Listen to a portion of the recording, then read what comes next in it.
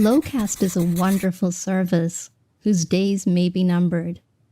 That depends on the outcome of a lawsuit brought by the major broadcasters CBS, NBC, ABC, and Fox. I'm going to give an overview of this lawsuit. First, what is Locast? Locast is an online streaming service that retransmits local broadcast signals, including those offered by CBS, NBC, ABC, and Fox. Using Locast, you can get most or all of the local channels in your area. It isn't available everywhere. As I record this, it reaches half the US population. It probably won't come as a shock that the major networks aren't happy. In 2019, they filed a lawsuit against Locast. The case hasn't gone to trial yet. If you use an antenna, you can pick up your local channels for free.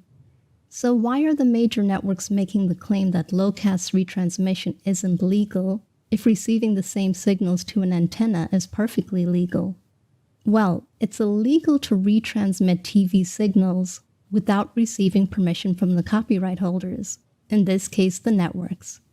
Locast claims an exception. This is from their website. HowDoesLocast.org comply with copyright? The link is in the description if you want to read the whole thing. Congress made an exception. Any nonprofit organization could make a secondary transmission of a local broadcast signal, provided the nonprofit did not receive any direct or indirect commercial advantage, and either offer the signal for free or for a fee necessary to defray the actual and reasonable costs of providing the service. Lawyers for the broadcasters ABC, CBS, Fox, and NBC claim this exemption doesn't apply to Locast for a few reasons. These reasons come from a letter filed by lawyers for the plaintiffs. Check the link in the description. 1. The exemption is for local retransmissions, while Locast rebroadcasts are global.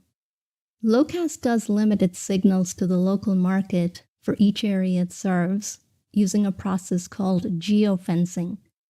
But anyone with a VPN can get around those regional restrictions. 2. Given the myriad ways defendants have gained or attempted to gain commercial advantages from operating their unauthorized service, including by competing against plaintiffs' licensees in the market for television over the internet, they cannot prove that they make transmissions without any purpose of direct or indirect commercial advantage. So the lawyers argue that Locast uses copyrighted material owned by the broadcasters to attract new members, to boost its name recognition, to collect data, and it confers benefits on pay TV companies that support it.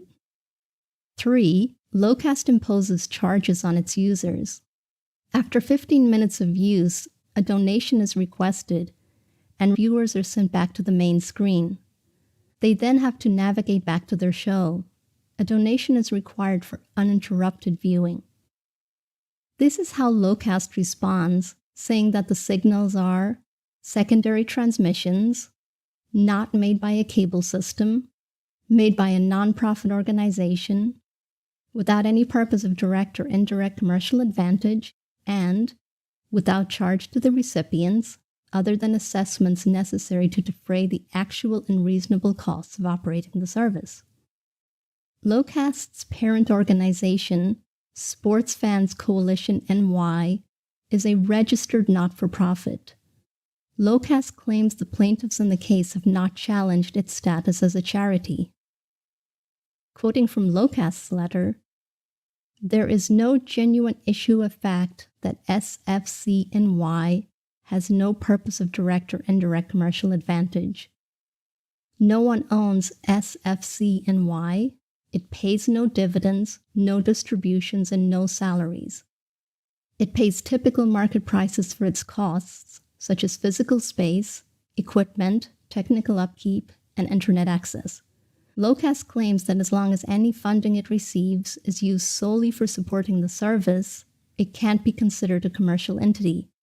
Locast claims that auditors have examined their fundraising method, those 15-minute interruptions, and determined this method doesn't violate their status as a nonprofit because users can still use the service for free.